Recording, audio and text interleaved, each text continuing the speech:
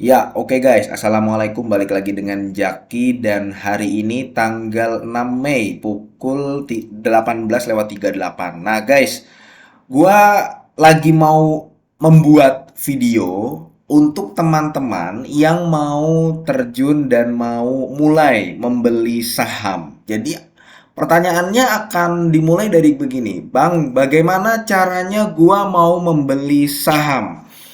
Nah, gini guys, saham itu bisa dibeli ketika lu sudah membuat RDN atau rekening dana nasabah.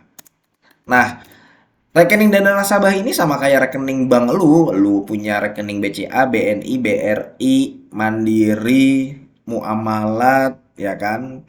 Dan bank-bank lain, Bank Jago, ini sama rekening yang digunakan untuk nanti lu deposit dana lu. Kemudian nanti ketika lu menjual saham, dananya masuk ke situ. Jadi RDN ini adalah rekening dana nasabah. Rekening yang lu gunakan untuk melakukan transaksi jual dan membeli saham. Nah, Bang, terus bagaimana gua membelinya? Membelinya melalui perusahaan sekuritas, guys, atau perusahaan pihak ketiga. Perusahaan-perusahaan ini yang nanti akan menjembatani elu, yang akan menjadi jembatan untuk melakukan transaksi jual dan beli saham. Dan biasanya perusahaan sekuritas ini memiliki aplikasinya masing-masing.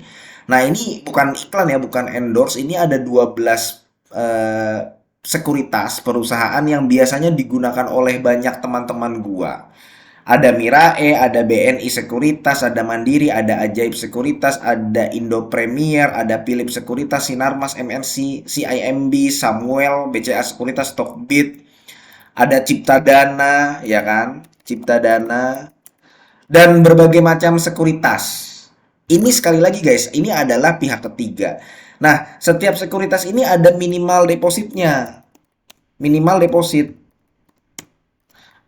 Setiap sekuritas berbeda-beda. Ada yang diantaranya ada yang 1 sampai 10 juta guys. Kalau gua nggak salah Mirae itu minimal 10 juta. Kalau Ajaib itu minimal kalau gua nggak salah ya guys ya. Sorry, 10 juta nih. Ajaib itu kalau gua nggak salah sama iPod itu sekitar 300 ribu atau 200 ribu gitu. Dan berbagai macam. Nah, kemudian akan ada pertanyaan lagi. Bang, ketika kita sudah deposit, ya kan kita udah punya rekening dana nasabah nih. Ketika kita sudah daftar, sudah register, sudah verifikasi, rekening dana nasabah kita aktif, kita udah punya nih. Kalau kita mau membeli, kita harus transfer dulu ke rekening dana nasabah kita. Rekening dana nasabahnya atas nama siapa? Ya atas nama lu juga. Jadi kayak gue nih, Fahmi Nur Muzaki. Gue punya rekening dana nasabah BCA, ya, atas nama Fahmi Nur Muzaki. Dan gue punya rekening Bank BCA atas nama Fahmi Nur Muzaki. Kalau gue mau membeli saham, contohnya nih ya, gue harus mentransfer, misalkan nih gue mau beli saham 10 juta. Gue harus mentransfer dari rekening utama gue Bank BCA ke rekening dana nasabah gue 10 juta. Seperti itu guys. Nah, itu nanti rekening dana nasabah yang akan lu gunakan untuk transaksi jual dan beli. Kemudian akan ada pertanyaan lagi, Bang. Bang Jak, kalau misalkan gua udah beli, duitnya masuk kemana? Nanti perusahaan ini bawa kabur duit gua lagi. Bukan, guys. Jadi gini, misalkan ada PT Aneka Tambang, ya kan? Ini gua pakai contoh aja nih, Aneka Tambang atau Antam. Ya kan? Lu beli PT Aneka Tambang sahamnya. PT Aneka Tambang misalkan harga sekarang 1.515 per lembar. Per lembar. Jadi kalau lu mau beli saham lu harus satu lot guys. Satu lot itu 100 lembar. Berarti lu harus mengeluarkan 151.000. Nih 151.500. Ini satu lot ya. Duitnya nanti masuk ke mana? Misalkan lu mau nyoba-nyoba dulu nih guys. Lu deposit 200.000 terus lu pakai nih 151.000 untuk beli satu lot saham Antam. Duitnya nggak masuk ke sini guys. Duitnya nanti akan masuk ke orang lain.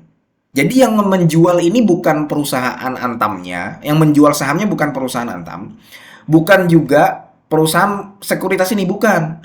Yang menjual adalah orang lain. Jadi misalkan lu Roni nih, Kemudian ada teman lu yang nun jauh di sana, orang Indonesia nih di wilayah Kalimantan, namanya Ajri, ya kan?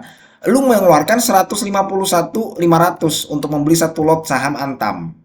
Nah, nanti lu belinya dari mana? Lu bisa aja membeli dari Ajri. Ajri ini nanti yang akan menjual sahamnya ke elu. Ajri ini dia bisa saja sudah membeli saham Antam sekitar 2 tahun yang lalu atau sekitar 1 tahun yang lalu di harga 1.000. Nih, 1.000 berarti kan kalau satu lot dia harus membayar dengan angka 100.000, bener kan? Nih, misalkan begini, tahun 2021 dia membeli Antam seharga 100.000 satu lot.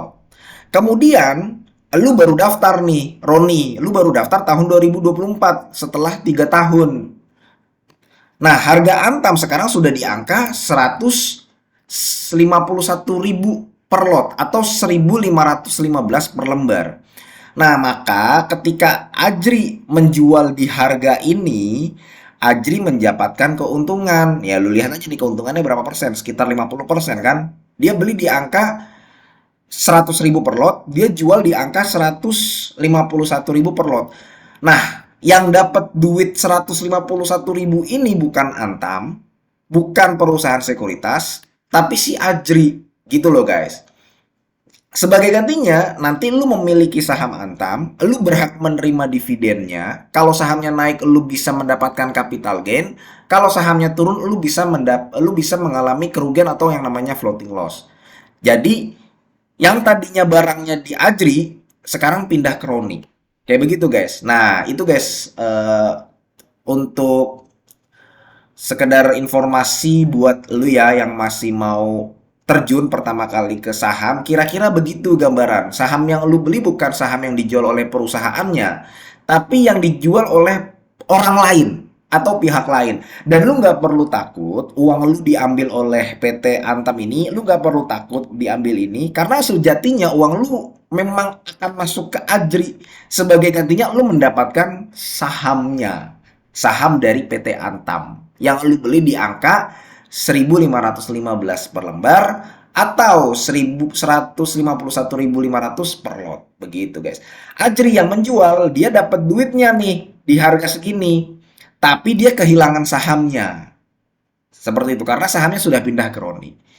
Ya, mudah-mudahan video ini bermanfaat dan semoga lu sehat selalu. Ini bukan ajakan jual beli ya, guys. Gua akhiri, wassalamualaikum warahmatullahi wabarakatuh.